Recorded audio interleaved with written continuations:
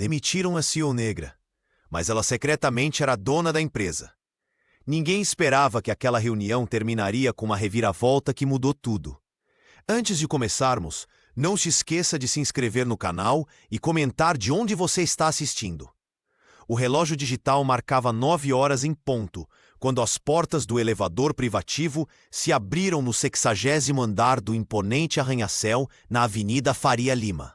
Doutora Amara Angelou ajustou discretamente as mangas do seu elegante terno azul marinho Ricardo Almeida e caminhou com passos firmes pelo corredor espelhado. O salto de seus sapatos ecoava contra o piso de mármore, anunciando sua chegada antes mesmo que pudesse ser vista. A sala de reuniões principal da Angelou Participações estava repleta. Executivos de alto escalão conversavam em pequenos grupos, xícaras de café nas mãos. Documentos espalhados pela mesa de vidro temperado. Quando Amara atravessou a porta, um silêncio gradual tomou conta do ambiente. Olhares curiosos e confusos se voltaram para a mulher negra de postura impecável que acabara de entrar. Marcus Wellington III, que gesticulava animadamente no centro da sala, interrompeu sua fala no meio de uma sentença. O presidente interino franziu o senho, seu rosto pálido assumindo uma expressão de indignação mal disfarçada. "Com licença, mas quem autorizou sua entrada?" perguntou ele, elevando o tom de voz para que todos pudessem ouvir. "Esta é uma reunião privada da diretoria. Você não tem autorização para estar aqui." O executivo deu 2 passos em direção à porta, como se pretendesse escoltar pessoalmente a visitante para fora. Seus olhos percorreram Amara de cima a baixo com desdém. "Segurança!" chamou Marcus, sua voz ecoando pela sala. "Temos uma invasora no andar executivo." O constrangimento pairou no ar como uma névoa densa. Patrícia Steinberg, sentada próxima à cabeceira da mesa, baixou os olhos para seus documentos, visivelmente desconfortável. Robert Martinez, o CFO, observava a cena com expressão neutra, mas sua postura rígida denunciava a tensão. Em um canto discreto da sala, Maia Rodrigues, uma jovem assistente recém-contratada, puxou seu smartphone do bolso e, com movimentos ágeis, abriu o aplicativo do TikTok. Com um toque, iniciou uma transmissão ao vivo, posicionando o dispositivo para capturar toda a cena.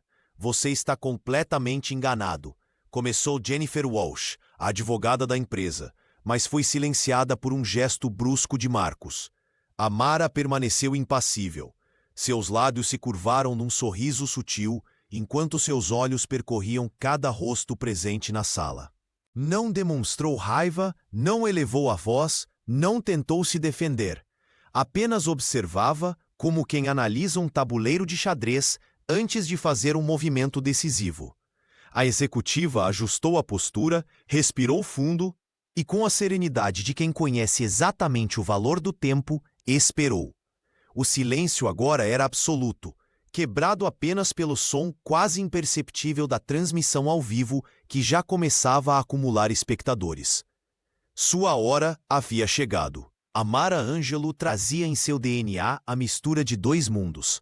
Nascida sob o sol escaldante de Salvador, era filha de Clarice, uma professora baiana de voz doce e punho firme, e Jean Pierre, um intelectual haitiano que chegou ao Brasil fugindo da ditadura de Duvalier. Desde cedo, aprendeu que sua pele negra seria tanto sua identidade quanto seu primeiro obstáculo em um país que mascarava seu racismo com sorrisos cordiais. Aos 18 anos, conquistou uma bolsa para estudar economia em Londres, deixando para trás o calor da Bahia. Na capital britânica, enfrentou o frio do inverno e da xenofobia, mas também descobriu um mundo onde seu sotaque brasileiro era exótico e sua inteligência uma moeda valiosa. Formou-se com honras e logo foi recrutada por um banco de investimentos, onde aprendeu os meandros do mercado financeiro global. Durante uma década, a executiva construiu uma reputação impecável e uma rede de contatos que se estendia de Wall Street à City londrina. Enquanto seus colegas ostentavam carros de luxo e relógios caros, Amara investia cada centavo em um plano silencioso. Aos 35 anos, surpreendeu o mercado ao fundar a Angelo Participações, estruturada através de uma holding discreta registrada nas Ilhas Cayman. Nunca quis ser o rosto da empresa, confidenciou certa vez a Robert Martinez, anos depois de contratá-lo como diretor financeiro. O CFO foi um dos poucos a conhecer sua estratégia, permanecer nos bastidores enquanto construía um império. Essa decisão não era apenas tática empresarial, mas proteção pessoal. Amara sabia que o mundo corporativo brasileiro ainda se curvava mais facilmente a homens brancos de sobrenomes tradicionais. Estabeleceu sua sede em São Paulo, mas manteve-se longe dos holofotes, viajando constantemente entre Londres e a capital paulista. Contratou presidentes carismáticos para representar publicamente a companhia, enquanto tomava as decisões estratégicas das sombras. A empresa prosperou, expandiu-se para diversos setores e abriu capital na Bolsa Brasileira, sempre mantendo a verdadeira proprietária no anonimato. Sua volta definitiva ao Brasil, após tantos anos operando internacionalmente, tinha um propósito claro: transformar a cultura empresarial que ela observava de longe. Nos corredores da Faria Lima, a meritocracia era frequentemente invocada, mas Amara sabia que, na prática, servia apenas como justificativa para manter certas portas trancadas para pessoas como ela. "Não vim para quebrar o teto de vidro", escreveu em seu diário na noite anterior ao confronto.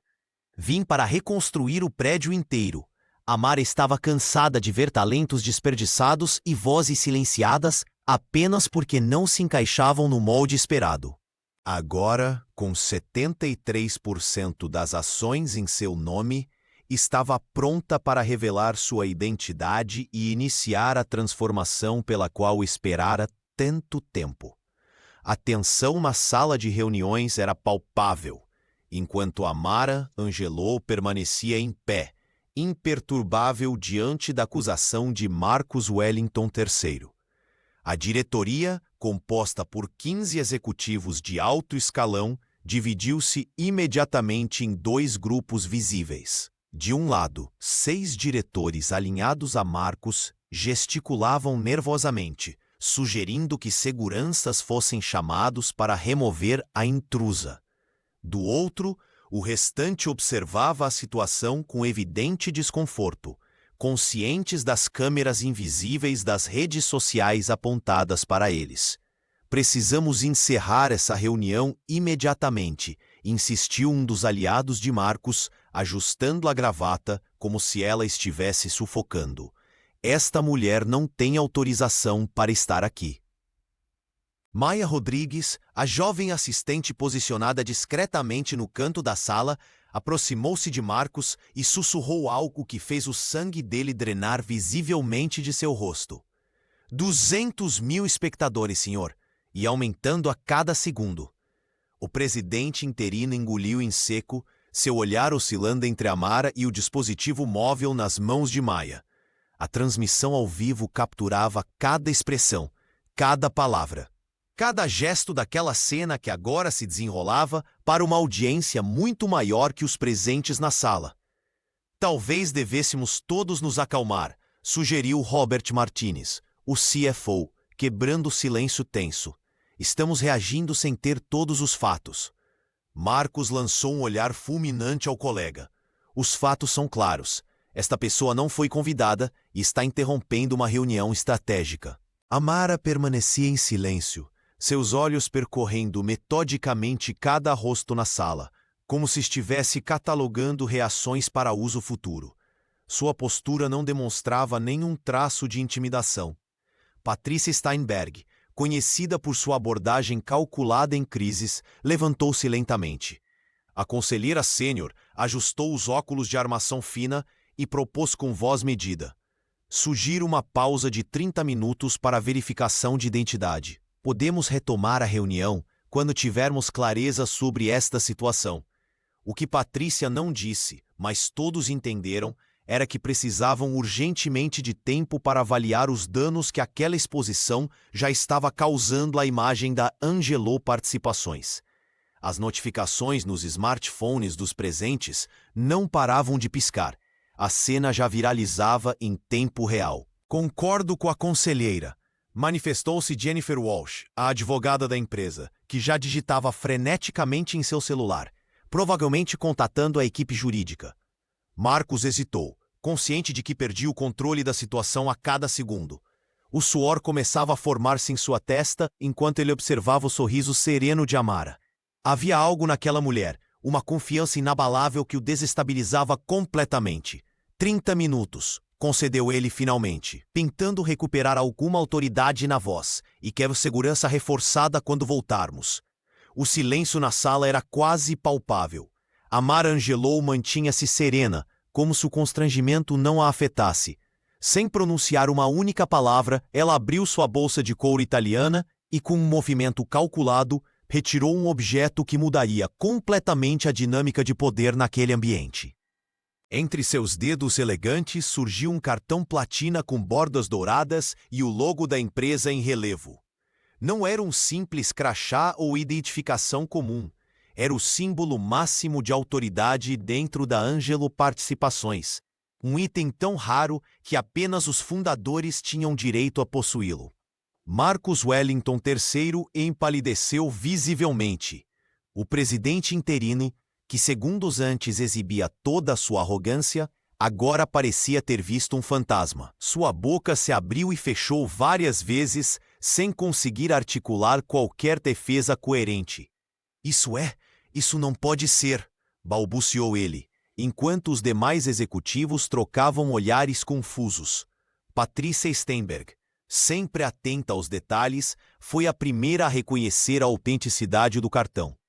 A conselheira sênior endireitou-se na cadeira, subitamente consciente da gravidade da situação que se desenrolava diante de todos. Senhores, acredito que devemos reconsiderar nossa postura, disse ela, quebrando o silêncio constrangedor.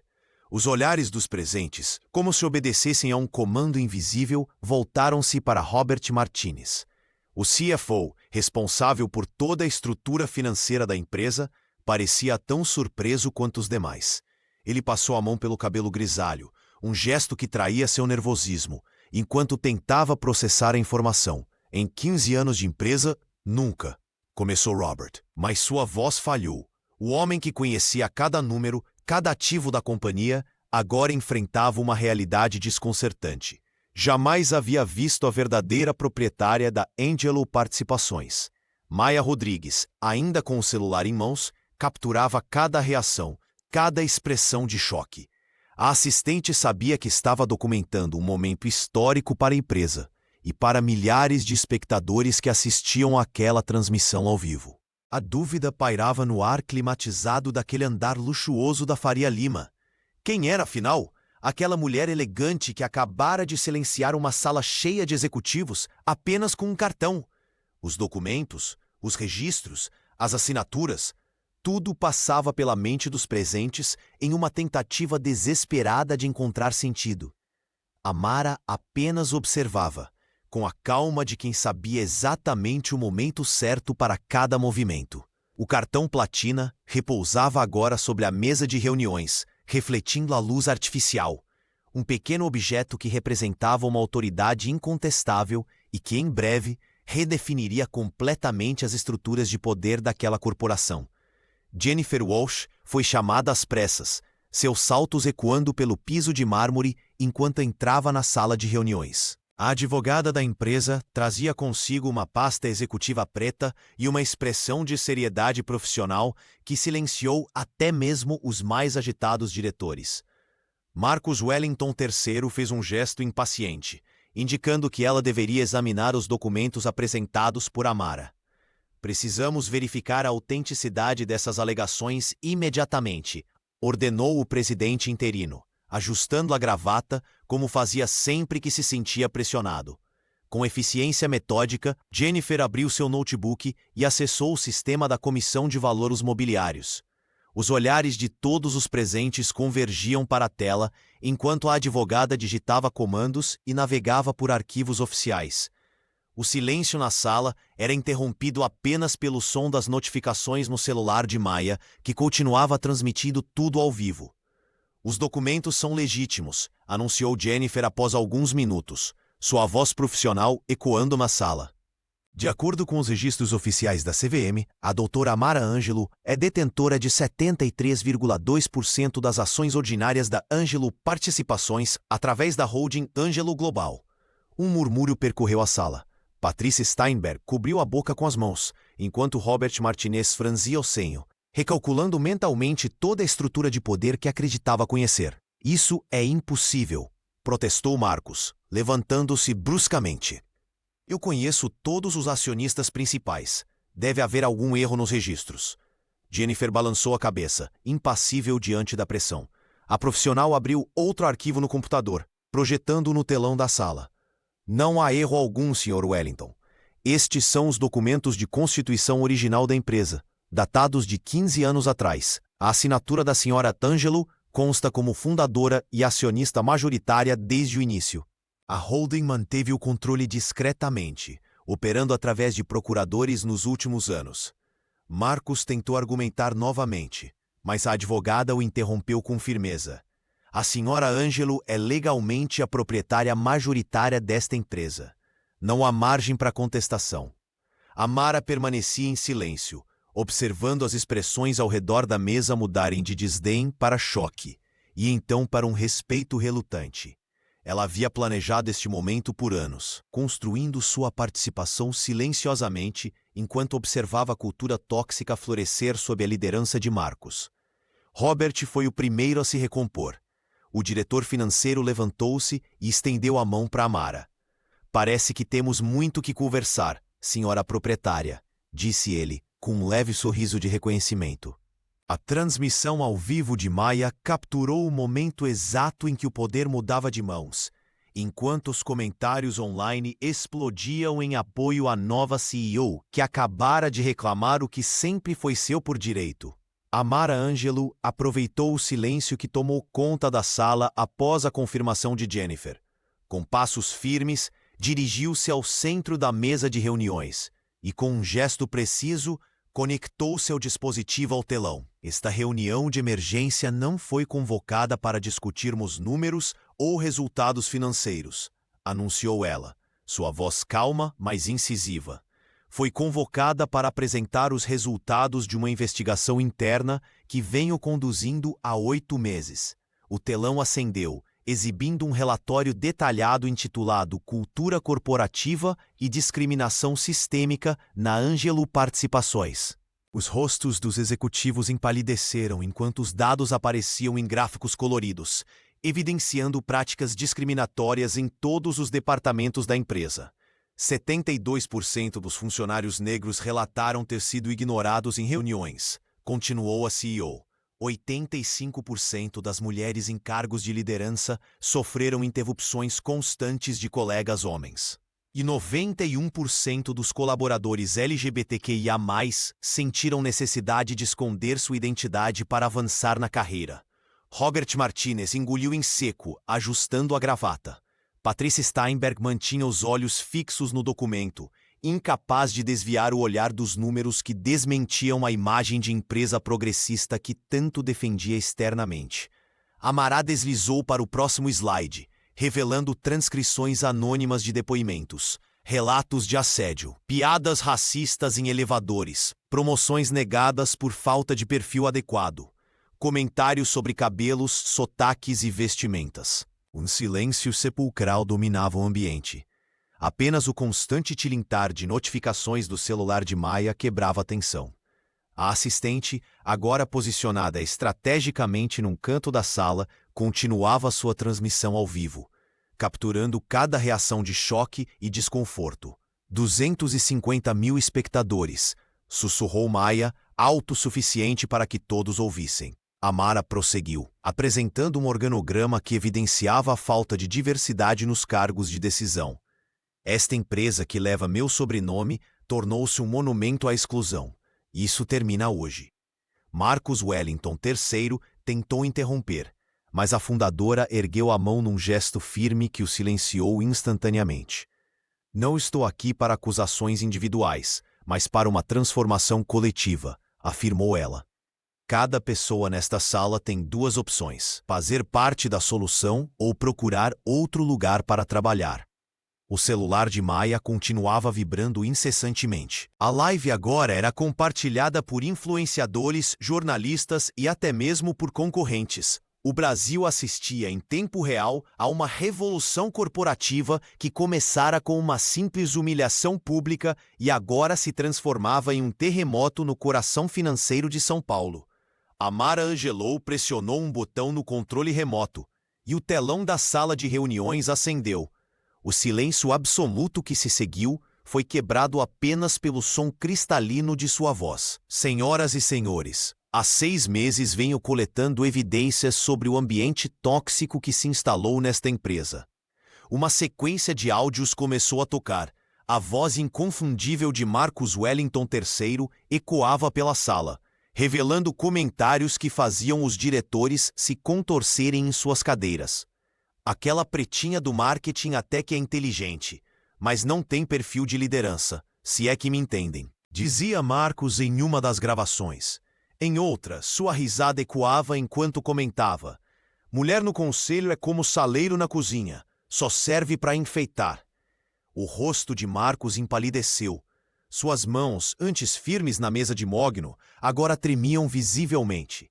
Patricia Steinberg observava a cena com os lábios apertados, enquanto Robert Martinez mantinha os olhos fixos nos próprios sapatos. Estes áudios foram coletados por funcionários que sofreram ou testemunharam assédio. Continuou Amara. Temos depoimentos de 23 colaboradores, todos documentados e já encaminhados ao departamento jurídico.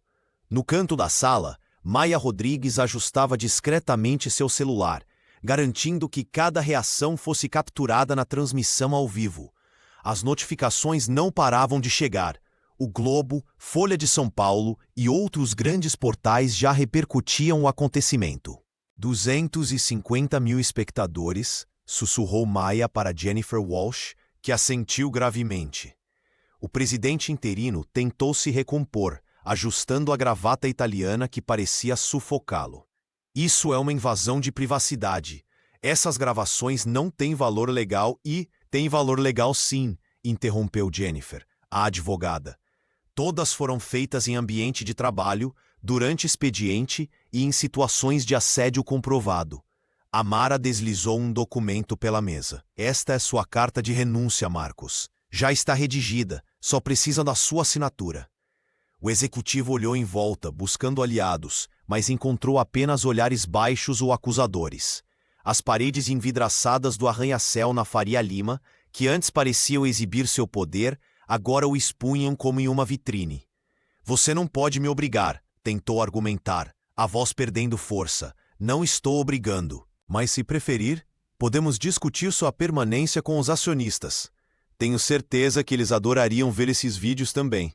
Respondeu Amara, indicando o telão, onde agora apareciam manchetes em tempo real sobre o caso. Com mãos trêmulas, Marcos pegou a caneta Montblanc que Amara lhe oferecia e assinou o documento.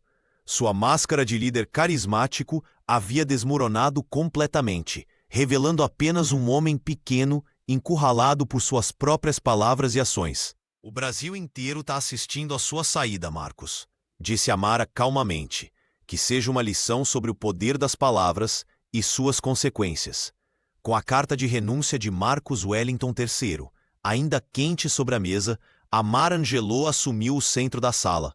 O silêncio era palpável, enquanto todos os olhares convergiam para a verdadeira dona da Angelou Participações.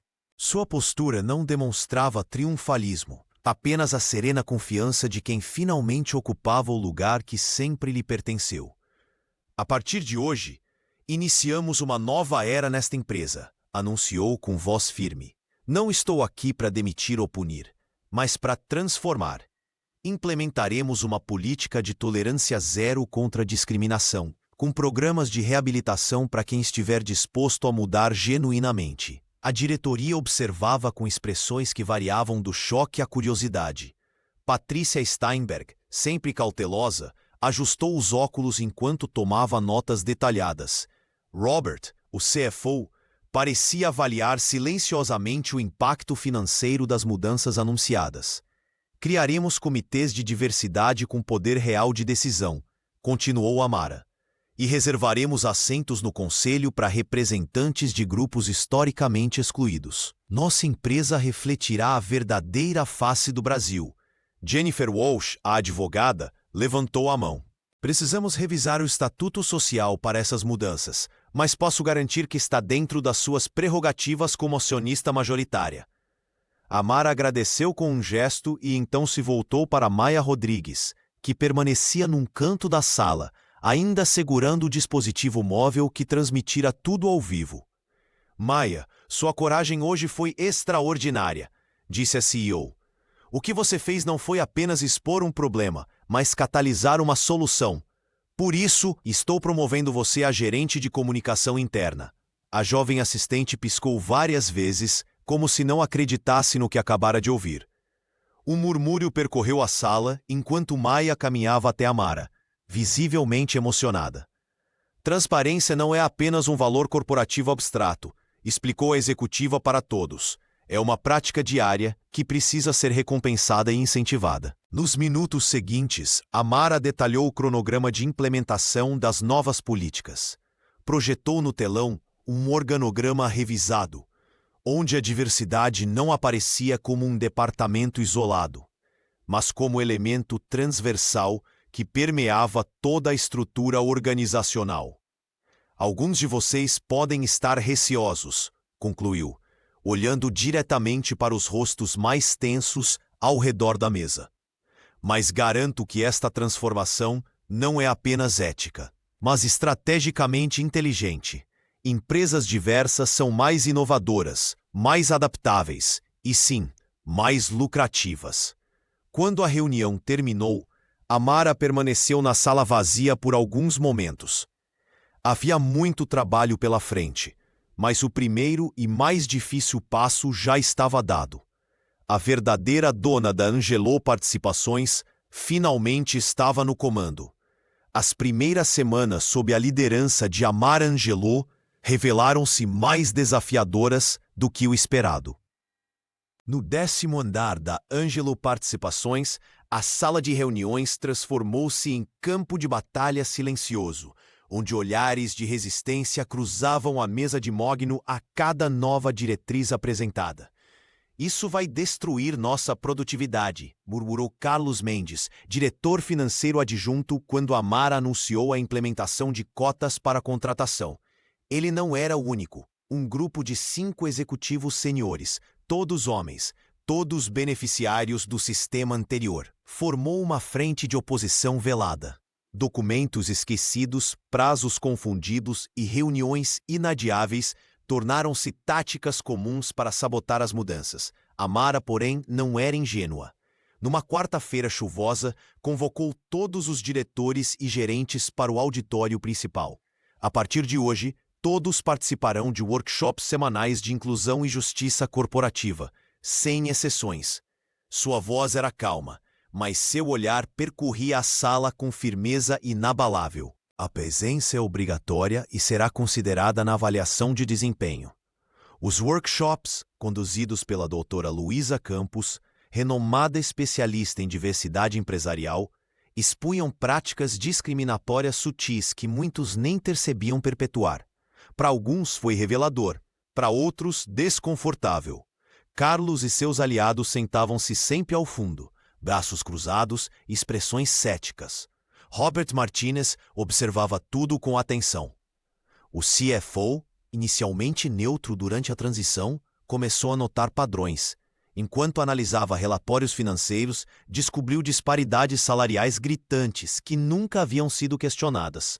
Funcionários de perfil semelhante, com a mesma qualificação e tempo de casa, recebiam remunerações drasticamente diferentes, com clara correlação a gênero e raça. Não posso ignorar esses dados, confidenciou Robert a Amara durante um café no final do expediente.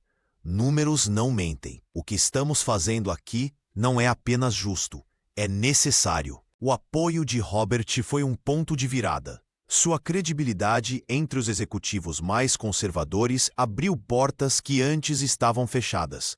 Quando ele apresentou um plano de equalização salarial com projeções de impacto positivo no engajamento e retenção de talentos, Até Carlos pareceu reconsiderar sua posição. Patrícia Steinberg, observando a mudança gradual, sugeriu uma abordagem estratégica. Precisamos dar a eles pequenas vitórias. Mostrar que inclusão também significa lucro. Amara sorriu. Não estou aqui para convencer. Estou aqui para transformar. Quem não conseguir acompanhar essa evolução terá que encontrar seu lugar em outro ambiente corporativo. A mensagem era clara. A resistência poderia existir, mas não prevaleceria. A nova Angelou Participações estava nascendo, e seu DNA seria completamente diferente. O vídeo que Maia Rodrigues transmitiu ao vivo da sala de reuniões da Angelou Participações ultrapassou a marca de 5 milhões de visualizações em menos de 24 horas. A gravação, que mostrava o momento exato em que doutora Amara Angelou silenciosamente expôs sua verdadeira posição na empresa, transformou-se em um fenômeno digital sem precedentes no mundo corporativo brasileiro. A hashtag Amara no Controle dominou os trending topics do Twitter Brasil por 3 dias consecutivos. Comentaristas de economia, influenciadores e celebridades compartilhavam suas opiniões, criando um debate nacional sobre liderança, diversidade e transparência no ambiente corporativo. Nas redes sociais, usuários comuns relatavam suas próprias experiências de discriminação no trabalho, inspirados pela postura firme da executiva. O mercado respondeu de forma surpreendentemente positiva, explicou Robert ao apresentar os números durante uma reunião de emergência. As ações da Angelou Participações, listadas na B3, registraram uma valorização de 12% em apenas 2 dias. Investidores internacionais demonstravam um interesse renovado, com fundos especializados em governança corporativa enviando solicitações de reuniões. A jovem que havia capturado tudo com seu dispositivo móvel agora era requisitada por veículos de comunicação. Maia concedeu entrevistas cuidadosamente selecionadas, sempre acompanhada por Jennifer Walsh para garantir proteção jurídica. Em sua primeira aparição no Jornal Nacional, a porta-voz recém-promovida declarou: "Não planejei viralizar, apenas senti que aquele momento precisava ser documentado." Enquanto isso, Amara recebia convites diários para participar de podcasts, programas de televisão e eventos empresariais. Patrícia Steinberg, inicialmente preocupada com a exposição, agora coordenava uma estratégia de comunicação que transformava o incidente em uma poderosa ferramenta de reposicionamento da marca. "Outras empresas estão nos observando", comentou a conselheira durante uma reunião de diretoria. "Recebemos mais de 50 solicitações de benchmarking sobre nossas novas políticas de inclusão." O episódio gerou uma onda de tensão pública sobre corporações brasileiras. Acionistas começaram a questionar a composição de conselhos administrativos, e empresas concorrentes anunciavam às pressas iniciativas de diversidade. Jornalistas investigativos passaram a escrutinar o histórico de outras organizações do setor financeiro. Na sede da Angelou Participações, a rotina havia mudado completamente.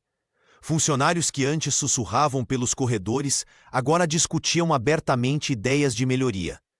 O clima interno, medido por uma pesquisa relâmpago conduzida pelo RH, mostrava um aumento significativo na satisfação e engajamento. "O que aconteceu aqui não é apenas um vídeo viral", refletiu Amara em seu primeiro pronunciamento oficial à imprensa. "É o início de uma transformação que o mercado brasileiro precisava enfrentar há décadas." A primeira reunião do novo Conselho da Angelou Participações foi histórica. Amara Angelou ocupou a cabeceira da mesa, observando com satisfação o grupo que agora representava a verdadeira face do Brasil. Mulheres negras, executivos LGBTQIA+, e 2 lideranças indígenas ocupavam cadeiras que por décadas haviam sido exclusivas de homens brancos de meia idade. "Este é apenas o começo da nossa transformação", declarou a CEO enquanto distribuía a nova agenda estratégica. Os corredores antes marcados pelo silêncio opressor e competição velada agora exibiam obras vibrantes de artistas brasileiros contemporâneos. No lugar onde antes havia apenas quadros de ex-presidentes, agora pendiam telas coloridas de artistas da periferia de São Paulo. Patrícia Steinberg, que inicialmente demonstrara ceticismo, agora era uma das maiores defensoras da nova gestão. A conselheira sênior havia testemunhado mudanças que iam além dos números. Os indicadores não mentem, comentou Robert durante a apresentação trimestral. O CFO exibiu no telão gráficos que mostravam queda de 75% nas denúncias de assédio e aumento significativo na retenção de talentos. A rotatividade caiu para o menor patamar em 15 anos de história da empresa. Nos espaços comuns, rodas de conversa substituíram as antigas reuniões fechadas. Funcionários de diferentes departamentos agora compartilhavam experiências e ideias sem medo de represálias. O antigo modelo hierárquico cedia espaço para uma cultura de colaboração genuína. Jennifer Walsh, responsável pelo departamento jurídico, apresentou dados que surpreenderam até os mais otimistas. O índice de denúncias de assédio é o menor dos últimos 10 anos. Isso não é coincidência, é resultado direto das políticas implementadas. As paredes de vidro instaladas em todas as salas de reunião simbolizavam a nova era de transparência. Nos corredores, funcionários comentavam sobre a mudança de atmosfera. Uma analista de marketing, que havia considerado pedir demissão meses antes, agora liderava um grupo de inovação. Maia Rodrigues circulava pelos andares com seu dispositivo móvel, documentando as transformações para o novo canal interno de comunicação. A jovem gerente capturava depoimentos espontâneos de colaboradores que finalmente se sentiam parte da empresa. Antes eu escondia quem eu era. Hoje posso trazer meu companheiro para os eventos corporativos sem medo, confidenciou um gerente sênior durante uma das rodas de conversa. Amara observava tudo com a satisfação de quem plantou sementes e começava a ver os primeiros frutos. Ela sabia que a jornada seria longa, mas os resultados já eram inegáveis. A revolução silenciosa que iniciara naquela sala de reuniões agora se espalhava por cada andar do arranha-céu na Faria Lima, transformando não apenas a empresa, mas a vida de centenas de pessoas. Nunca imaginei que um simples vídeo mudaria minha vida. Maia Rodrigues ajeitou o blazer azul marinho, enquanto se preparava para mais uma entrevista, desta vez para o Jornal da Globo. 3 meses atrás, era apenas uma assistente administrativa tentando sobreviver no ambiente corporativo da Avenida Faria Lima. Hoje, como porta-voz oficial da Ângelo Participações, sua agenda estava repleta de compromissos com a imprensa. O escritório que agora ocupava, com vista para o Parque Ibirapuera, refletia sua nova posição. Maia sorriu ao lembrar da primeira conversa particular com Amara após o incidente. A CEO havia lhe dito: "Você mostrou coragem quando todos escolheram o silêncio." É exatamente disso que precisamos. A jovem tornou-se um símbolo para muitos brasileiros que nunca se viram representados em posições de liderança. Suas entrevistas para veículos como Folha de São Paulo e UOL repercutiam especialmente entre jovens de comunidades periféricas. Quando cresci no Capão Redondo, ninguém me disse que poderia um dia estar aqui, compartilhou em um podcast de grande audiência. Toda quinta-feira, Maia reservava 2 horas para sessões de mentoria com Amara Angelou. A executiva compartilhava não apenas estratégias de comunicação corporativa, mas também como navegar os desafios de ser uma mulher não branca em ambientes predominantemente masculinos e brancos. Sua voz tem poder, repetia Amara durante seus encontros no final da tarde, mas com grande poder vem grande responsabilidade. A frase, embora clichê, ganhou um novo significado quando a CEO explicou como palavras mal colocadas poderiam destruir reputações ou, quando bem empregadas, transformar realidades. Robert Martinez notou o impacto positivo que a ascensão de Maia trouxe para a equipe de comunicação. O departamento, antes conhecido por seu conservadorismo, agora liderava iniciativas inovadoras de transparência corporativa, incluindo relatórios mensais sobre diversidade disponibilizados publicamente. Em uma manhã de quarta-feira, Maia recebeu um e-mail que a fez chorar. Era de uma estudante de jornalismo da Universidade de São Paulo. Ver você naquela posição me fez acreditar que também posso chegar lá. A mensagem foi impressa e emoldurada, ocupando lugar de destaque em sua mesa. Patrícia Steinberg, inicialmente a mais cética sobre a promoção da ex-assistente, agora frequentemente solicitava sua presença em reuniões estratégicas. Precisamos de alguém que entenda como nossa mensagem será recebida lá fora, justificava a conselheira sênior. Para Maia, o mais surpreendente não era a mudança em sua vida profissional, mas perceber como sua coragem havia inspirado outros funcionários a se manifestarem. A cultura de silêncio estava sendo substituída por diálogos abertos e construtivos, como ela mesma declarou em sua biografia no site da empresa. Às vezes, tudo o que precisamos é de uma pessoa disposta a apertar o botão transmitir ao vivo. Depois de 3 semanas longe dos holofotes, Marcus Wellington III reapareceu publicamente. O executivo que havia sido humilhado diante de todo o Brasil manteve-se recluso em seu apartamento nos Jardins, evitando qualquer contato com a imprensa. Sua queda havia sido tão espetacular quanto inesperada, mas o que ninguém esperava era seu retorno à Angelou Participações. Desta vez não como presidente, mas como aluno. Amara havia criado um programa de reeducação corporativa, focado em combater vieses inconscientes e promover equidade. Para surpresa geral, Marcus foi o primeiro a se inscrever. O homem que antes fazia comentários racistas nos corredores, agora sentava-se atentamente nas sessões de conscientização, tomando notas e participando das discussões com uma humildade desconcertante. Nunca imaginei que ele aceitaria, comentou Maia Rodrigues, enquanto organizava a cobertura do programa para a comunicação interna. A jovem porta-voz, que havia catapultado sua carreira ao expor o comportamento tóxico do ex-presidente, agora documentava sua jornada de transformação. No auditório principal, Marcus compartilhou sua experiência pela primeira vez.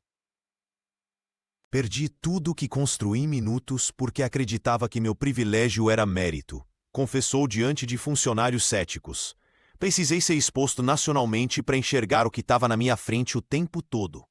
Robert e Patrícia observavam com reserva.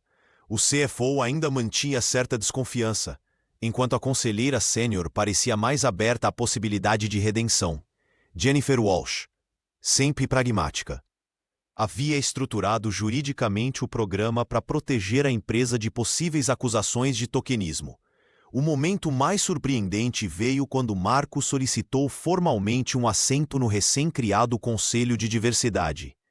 O pedido chegou à mesa de Amara, através de um e-mail respeitoso e detalhado, onde ele argumentava que sua experiência de transformação poderia servir de ponte com executivos resistentes em outras organizações. A doutora reuniu-se com ele em uma conversa franca. "Por que devo confiar em você?" questionou diretamente. "Porque você, mais do que ninguém, entende que pessoas podem mudar quando confrontadas com a verdade", respondeu ele, sem desviar o olhar. Amara sorriu. Seu programa não buscava apenas punir, mas transformar. Ela acreditava que até os mais resistentes poderiam evoluir quando expostos a novas perspectivas. A inclusão de Marcos no conselho seria controversa, mas simbolicamente poderosa.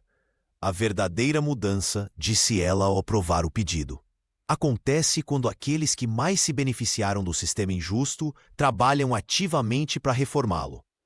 Na manhã seguinte, o comunicado oficial surpreendeu a todos.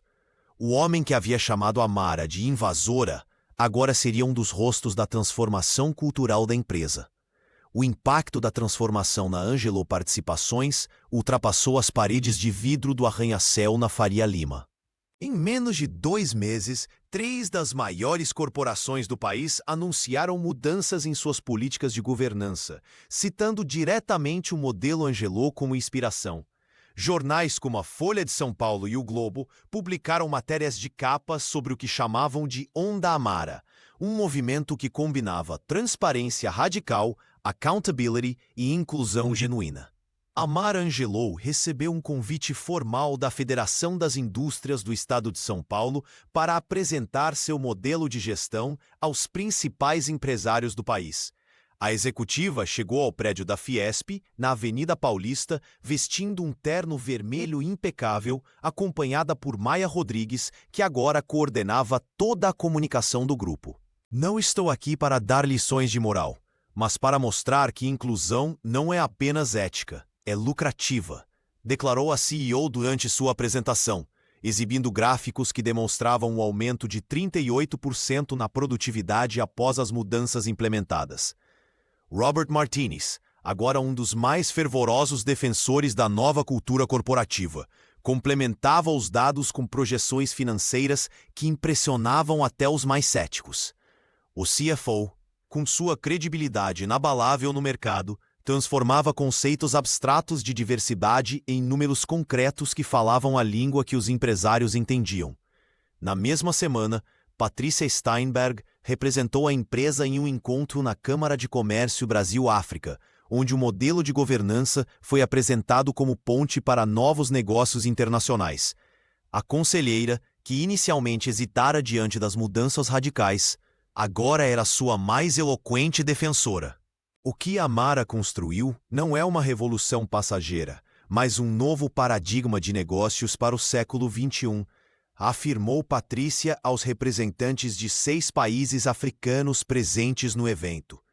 Enquanto isso, no escritório central, Jennifer Walsh finalizava a documentação que transformaria as políticas internas em um modelo replicável. A advogada criou um framework jurídico que permitiria a outras empresas implementarem mudanças similares sem vulnerabilidades legais.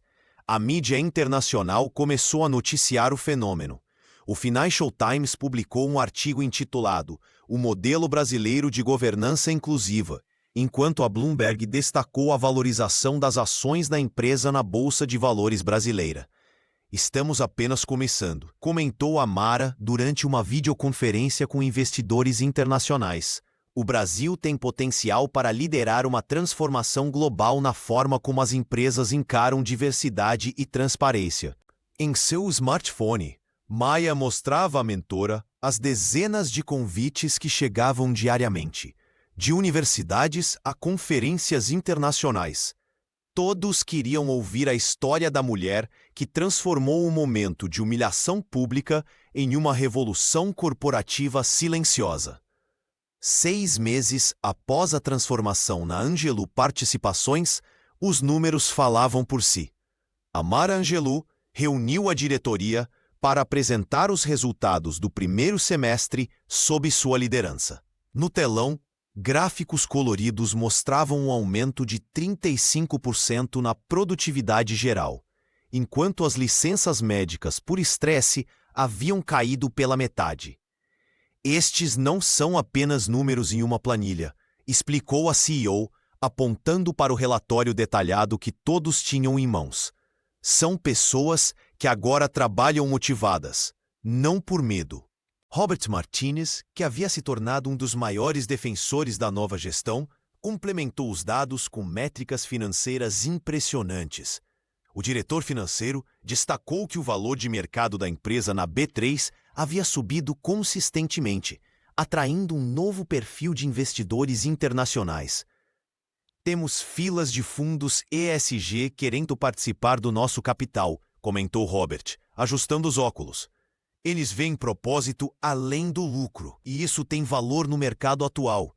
Patrícia Steinberg, antes a mais cética entre os conselheiros, agora liderava o Comitê de Cultura Organizacional.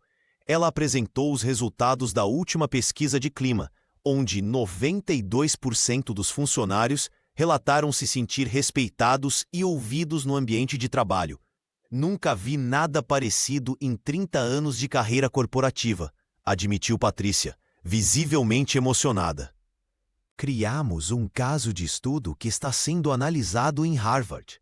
Jennifer Walsh, sempre atenta aos aspectos legais, informou que as denúncias de assédio e discriminação haviam praticamente desaparecido. A advogada explicou que o canal de denúncias, antes temido, agora era visto como ferramenta de melhoria contínua. Maia Rodrigues, agora gerente de comunicação, compartilhou o impacto nas redes sociais e na imprensa especializada. A jovem executiva mostrou como a Angelo Participações havia se tornado referência em ESG e governança inclusiva. Recebemos mais de 200 pedidos de visitas técnicas de outras empresas querendo entender nosso modelo, relatou Maia, exibindo um mapa com pontos que representavam interesse global no case brasileiro. Ao final da apresentação, Amara pediu um momento de reflexão. O que construímos aqui não é apenas um ambiente de trabalho melhor, mas um modelo que prova que humanidade e resultados andam juntos. A executiva lembrou que até mesmo Marcus Wellington III, após seu processo de reeducação, havia se tornado um palestrante sobre transformação pessoal e corporativa. Nossa maior conquista, concluiu Amara, é que não precisamos escolher entre ser éticos e ser lucrativos. Provamos que um alimenta o outro. Quando a reunião terminou, os diretores saíram comentando sobre os talentos que chegavam diariamente, atraídos pela reputação de empresa onde todos podiam prosperar, independentemente de origem, cor ou gênero. Apesar dos resultados impressionantes, a Angelo Participações começou a enfrentar uma onda de críticas externas. Amara Angelo observava, com expressão serena, as manchetes em seu tablet enquanto tomava café na sala executiva. Grupos conservadores e empresas concorrentes publicavam artigos questionando a sinceridade das iniciativas de inclusão da companhia. Puro marketing social, estampava a manchete de um jornal econômico influente. Angelo usa a diversidade como estratégia de mercado, dizia outro. A executiva respirou fundo. Já esperava por isso. Toda mudança estrutural provocava resistência, especialmente quando desafiava privilégios estabelecidos há décadas no mercado brasileiro. Na reunião semanal de diretoria, Amara apresentou dados concretos. Nossos resultados falam por si. Aumento de produtividade, redução de turnover e crescimento de 28% nas ações desde a implementação das novas políticas. Ela deslizou o dedo pela tela do dispositivo, mostrando gráficos comparativos. Não estamos apenas falando de inclusão, estamos praticando e colhendo resultados. Jennifer Walsh entrou na sala carregando uma pasta de documentos. A advogada havia passado as últimas semanas estruturando a blindagem jurídica das novas políticas. Conseguimos incorporar as diretrizes de diversidade no estatuto da empresa, explicou Jennifer, distribuindo cópias do documento. Isso significa que, mesmo com mudanças futuras de gestão, estas políticas se manterão como parte fundamental da governança corporativa. Robert, que agora apoiava abertamente as iniciativas de Amara, complementou. Estamos criando um legado, não apenas um momento de marketing. A CEO recebeu um telefonema de um importante veículo de comunicação solicitando entrevistas sobre as acusações. Em vez de se defender, ela convidou jornalistas para conhecerem a empresa por dentro, sem restrições. Transparência total. Orientou a equipe de Maia. Deixem que vejam nossos processos. Conversem com funcionários sem nossa presença. A estratégia de Amara era clara. Responder às críticas não com palavras, mas com portas abertas e resultados verificáveis. Ela sabia que o verdadeiro teste de suas políticas seria a consistência ao longo do tempo. As pessoas estão acostumadas com empresas que falam sobre diversidade em datas comemorativas e depois voltam ao mesmo sistema excludente, comentou com Patrícia durante um café. Nosso trabalho é provar que este não é nosso caso. Enquanto as críticas externas continuavam, dentro da Angelo Participações, as transformações se consolidavam. Jennifer finalizava a documentação que tornaria as políticas de inclusão parte permanente da estrutura empresarial, garantindo que o legado de Amara resistiria mesmo às mais fortes pressões externas.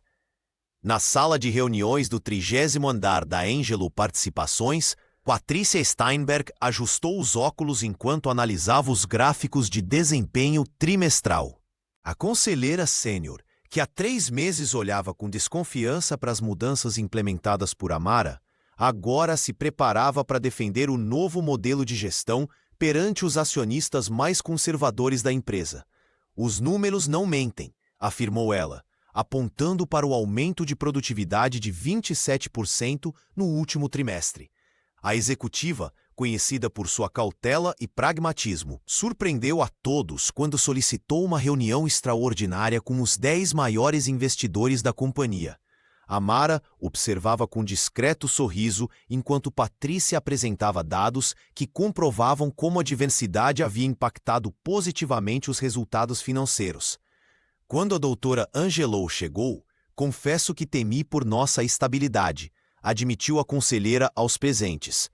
Hoje, reconheço que estava equivocada. A credibilidade de Patrícia entre os acionistas mais tradicionais era inestimável. Sua defesa apaixonada das novas políticas fez mais pela consolidação da cultura inclusiva do que dezenas de relatórios técnicos poderiam fazer. Enquanto isso, no departamento financeiro, Robert Martinez liderava uma revolução silenciosa. O CFO, que inicialmente manteve neutralidade calculada diante das mudanças, agora coordenava a implementação de métricas de diversidade em todos os níveis hierárquicos da empresa. Não basta contratar pessoas diversas, explicava ele durante uma reunião com gerentes. Precisamos garantir que elas tenham oportunidades reais de crescimento. Robert desenvolveu um sistema de avaliação que eliminava vieses inconscientes nos processos de promoção. O executivo, respeitado por sua ética e pragmatismo, transformou planilhas e números em ferramentas de inclusão. Sua abordagem técnica complementava perfeitamente o estilo inspirador de Amara. Meritocracia só existe quando todos partem do mesmo ponto, afirmou o diretor financeiro durante um workshop com líderes. Sua dedicação em traduzir conceitos de equidade para a linguagem dos negócios conquistou até os mais céticos. A aliança entre Patrícia e Robert formou um escudo protetor ao redor da visão de Amara. Enquanto a conselheira garantia o apoio dos investidores, o CFO assegurava que as mudanças se refletissem em cada processo interno da companhia. Em uma tarde de sexta-feira, Amara reuniu os 3 em seu escritório para um café. Vocês transformaram resistência em apoio, disse ela, servindo café brasileiro em xícaras de porcelana. E isso vale mais que qualquer campanha publicitária. Patrícia sorriu, lembrando-se de sua desconfiança inicial. Às vezes precisamos ser desafiados para evoluir, respondeu, enquanto Robert assentia com a cabeça. As alianças mais poderosas, afinal, nascem justamente dos lugares mais improváveis. Em uma manhã ensolarada de primavera, Amara Angelou reuniu a diretoria completa no auditório principal da Angelou Participações. Vestindo um terno vermelho impecável, ela aguardou que todos se acomodassem antes de revelar os planos que vinha elaborando nos últimos meses. Hoje não estamos apenas celebrando resultados, mas expandindo nossa visão além das fronteiras brasileiras, anunciou ela, enquanto slides apareciam no telão atrás dela. Estamos oficialmente abrindo escritórios em Joanesburgo e Lisboa. A notícia foi recebida com aplausos entusiasmados. Robert Martinez, que havia trabalhado intensamente nos estudos de viabilidade financeira, sorriu satisfeito. O CFO tinha passado semanas analisando mercados e garantindo que a expansão não comprometeria a solidez da empresa. O modelo que construímos aqui não é apenas brasileiro, é universal, continuou Amara, caminhando pelo palco com a confiança de quem sabia exatamente o propósito de cada passo. Nossa abordagem de governança inclusiva já está sendo estudada em escolas de negócios internacionais. Patrícia Steinberg, agora uma das mais fervorosas defensoras da nova cultura corporativa, levantou a mão para acrescentar que a Forbes Brasil havia solicitado uma entrevista exclusiva sobre a expansão. A conselheira, que inicialmente demonstrara ceticismo, agora utilizava sua credibilidade junto aos investidores mais tradicionais para fortalecer a nova direção da empresa. E não é só a Forbes, complementou Maia Rodrigues, projetando na tela uma lista impressionante de convites recebidos. A jovem gerente de comunicação, que há poucos meses era apenas uma assistente, agora coordenava uma equipe responsável pela imagem global da Angelo Participações. Temos convites para o CEO Summit em Singapura, o Fórum Econômico de Davos e a Conferência de Liderança Ética em Berlim. Jennifer Walsh, sempre atenta aos aspectos legais, apresentou brevemente as estruturas jurídicas já estabelecidas nos novos países. A advogada havia trabalhado incansavelmente para garantir que os valores da empresa estivessem protegidos em todas as jurisdições. O mais importante, ressaltou Amara ao final, é que não estamos apenas exportando um negócio, mas uma filosofia. Cada novo escritório terá autonomia para adaptar nossas políticas às realidades locais. E fim detalhes. Mas os princípios de transparência, diversidade e responsabilidade são inegociáveis. Após a reunião, enquanto caminhava pelos corredores com Robert, ela confessou: "Quando voltei ao Brasil, nunca imaginei que estaríamos, em tão pouco tempo, levando essa transformação para outros continentes." O CFO sorriu, lembrando-se do dia em que a conheceu. "Talvez você não imaginasse, mas todos que testemunharam sua liderança sabiam que isso era apenas o começo." Naquela noite, enquanto revisava os detalhes finais do contrato de locação do escritório em Lisboa, Amara recebeu uma mensagem de texto. A Harvard Business Review queria publicar um estudo de caso sobre a revolução silenciosa que ela havia liderado. 6 meses após o incidente que transformara a cultura corporativa brasileira, Doutora Amara Angelou atravessou o amplo salão da Assembleia Geral das Nações Unidas em Nova York. Seus passos firmes ecoavam pelo piso de mármore enquanto centenas de líderes mundiais a observavam com expectativa. A mulher que havia revolucionado o cenário empresarial no Brasil agora trazia sua mensagem para o palco global. "Quando entrei naquela sala de reuniões em São Paulo, não planejava criar um movimento", começou ela, ajustando o microfone. Mas o silêncio nunca transformou nada. A CEO compartilhou sua trajetória desde Salvador até os arranha-céus da Faria Lima, destacando como a exclusão sistemática havia se tornado invisível para quem nunca a sentiu. Imagens do relatório de discriminação da Angelo Participações apareceram no telão principal, mostrando estatísticas alarmantes sobre disparidades salariais e promoções no Brasil. Amara destacou como a transformação da empresa havia resultado em aumento de produtividade e bem-estar. "O poder não precisa ser exercido com opressão", afirmou enquanto os intérpretes traduziam suas palavras para dezenas de idiomas. "Responsabilidade corporativa significa reconhecer privilégios e usá-los para abrir portas, não para trancá-las." Nos bastidores, Maia Rodrigues coordenava a transmissão ao vivo do discurso para todos os funcionários em São Paulo. A jovem porta-voz, que 6 meses antes era apenas uma assistente corajosa, agora liderava uma equipe de comunicação premiada. "Hoje lanço oficialmente o Movimento pela Responsabilidade Corporativa", anunciou Amara, revelando uma plataforma global para empresas comprometidas com transparência e inclusão real. "Não queremos apenas diversidade nas fotografias institucionais, mas nas salas onde decisões são tomadas." Patrícia Steinberg e Robert Martinez, assistindo da primeira fila, trocaram olhares de aprovação.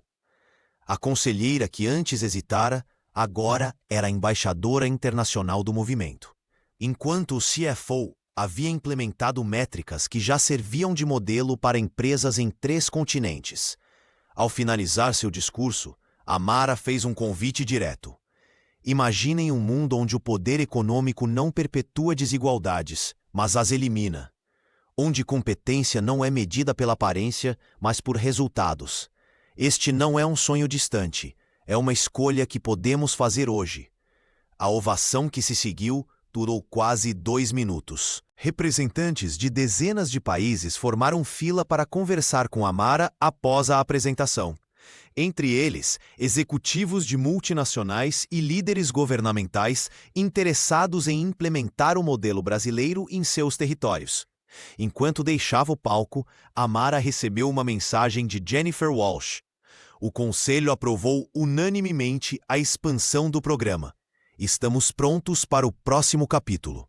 Amara Angelou atravessava os corredores da sede da Angelou Participações com passos serenos. 6 meses haviam se passado desde aquele confronto que mudara tudo. Os ambientes antes frios e impessoais agora pulsavam com energia e propósito. As paredes brancas deram lugar a obras de artistas brasileiros emergentes, e as conversas nos espaços comuns fluíam em diferentes sotaques e perspectivas.